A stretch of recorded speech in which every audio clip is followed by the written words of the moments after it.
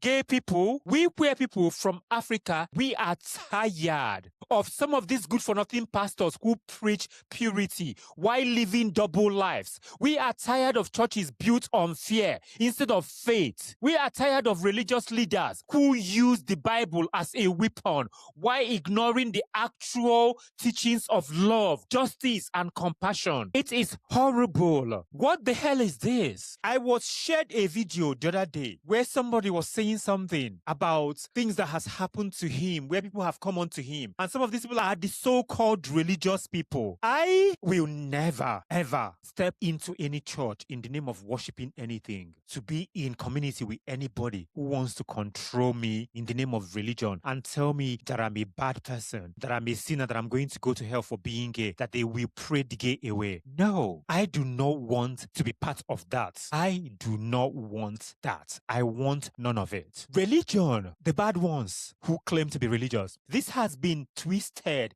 into a tool of harm. But you know what I'm telling you today? If you are queer from anywhere, from Africa, anywhere you are, reclaim your spirituality in a different way. We are reclaiming our spirituality because I see it around people that I know that are religious, that are into spirituality, who are queer people. Because the hypocrisy no longer holds any power on us. This is why I don't care. I relate to whatever I feel is higher than me in my own best way, because this hypocrisy does not hold any power over us anymore. Because we see it, we see you act it, we see you behave like a fool in the name of your so-called control that is not God actually. Because the God that I was taught, that I was preached to as a child is about love. These days, every fucking thing that has to do with religion, Christianity, being holy and holier than thou, being